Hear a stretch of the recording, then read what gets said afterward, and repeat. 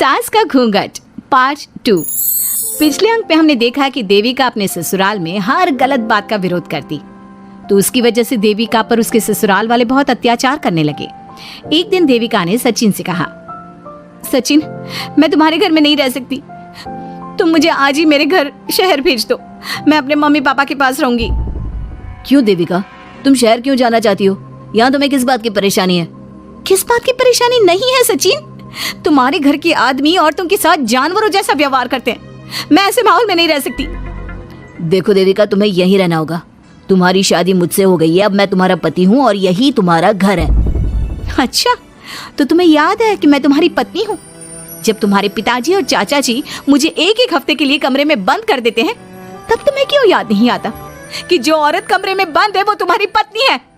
जब तुम्हारे जीजाजी और भाई मुझसे बदतमीजी से बात करते हैं, मुझे खाने के लिए कुछ नहीं देते, तब भी तुम्हें याद नहीं आता कि मैं तुम्हारी पत्नी हूँ? देखो देविका, तुम बेकार की बातें मत करो।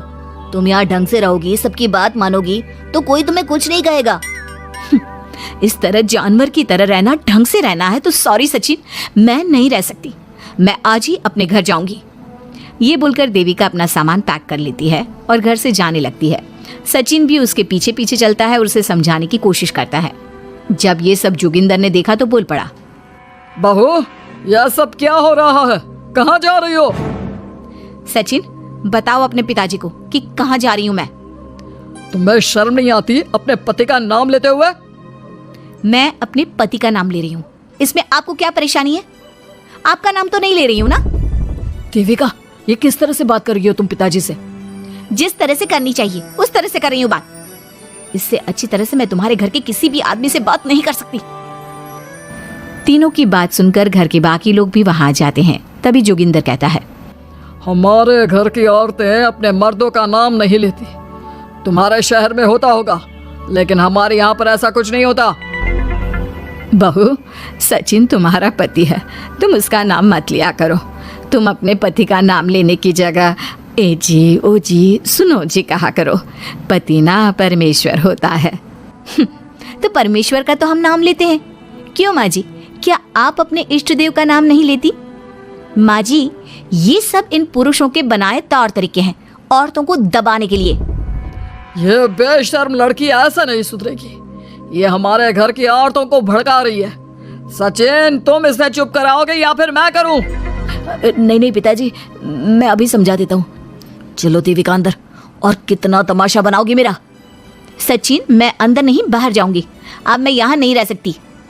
देविका की बात सुनकर महेंद्र कहता है, भाई साहब, ये लड़की इस घर से और गांव से बाहर ना जानी चाहिए, नहीं तो हमारे घर और गांव की औरतें भी ऐसी ही हरकतें करेंगी, वो भी मर्दों के खिलाफ बगावत करेंगी। और मैं भी देखती हूँ कि मुझे घर से बाहर जाने से कौन रोकता है। बहू, इनसे बहस करने का कोई फायदा नहीं, तुम अंदर चलो।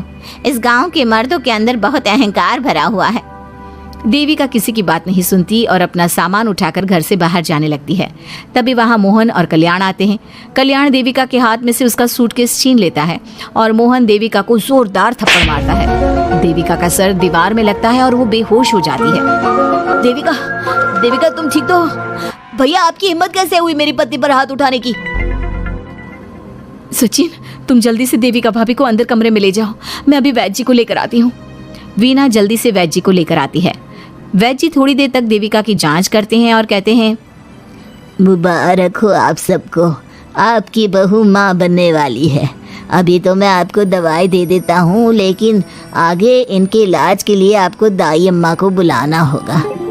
ये बात सुनकर घर के सभी लोग खुश होते हैं। देविका को जब होश आता है, उसे ये बात पता चलती है तो वो बहुत खुश होती है। वो सबसे कहती है, मैं अपने बच्चे को यहाँ नहीं रख सकती। क्यों बहू, क्या हुआ? अब तुम ये सब बातें मत सोचो, तुम्हें आराम करना चाहिए। नहीं माँ जी, आप नहीं समझ रही।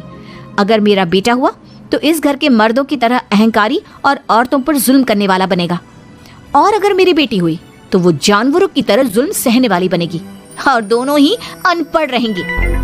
देविका की बात सुनकर घर की सभी औरतों को पहली बार एहसास हुआ कि वो किस अंधकार वाले समाज में जी रही हैं। लेकिन फिर भी घर की सारी औरतें उसे ही समझाती हैं।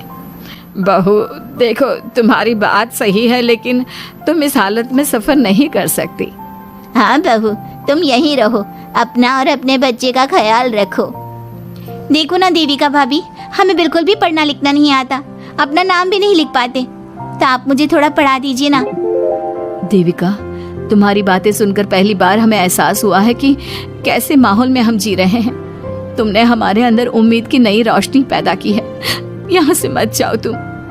देविका ने घर की औरतों की बात सुनी तो उसका दिल पसीज गया।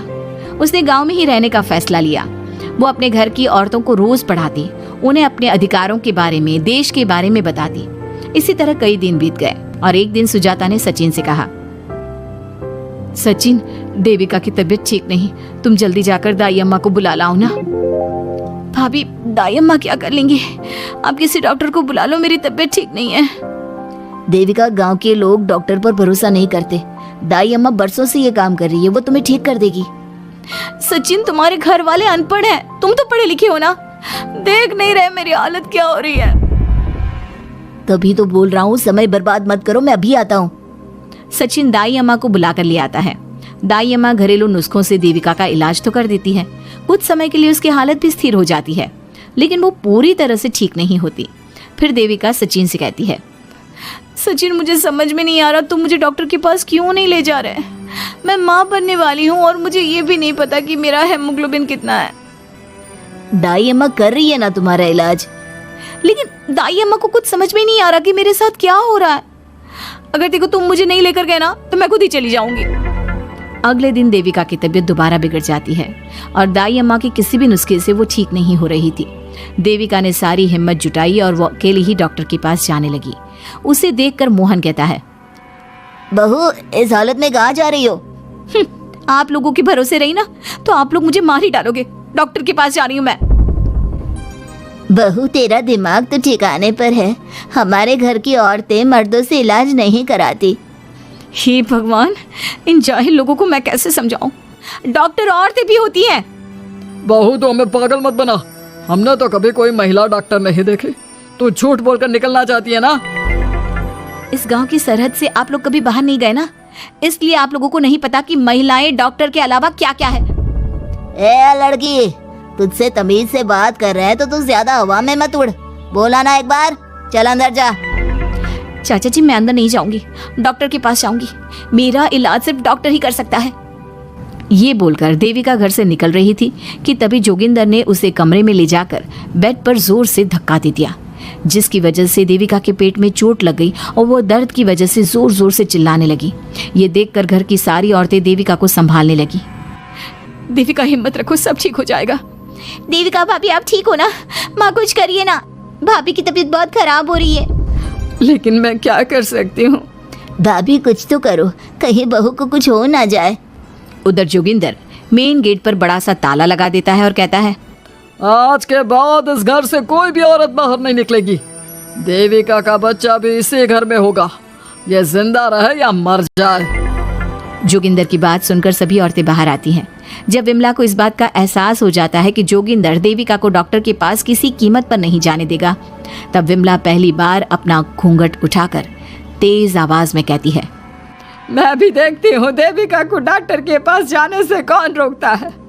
आज देविका डॉक्टर के पास जाकर रहेगी। देविका की सास का घूंघट आखिरकार उतर ही गया। घर के आदमियों ने पहली बार विमला का ये रूप देखा था और उसकी तेज आवाज पहली बार सुनी थी।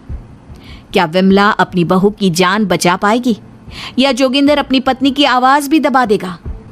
ये जानने के लिए हमारे अगले एपिसोड का इंतजार कीजिए और हमें कमेंट में ये भी बताइए कि घर की औरतों को आगे क्या कदम उठाना चाहिए।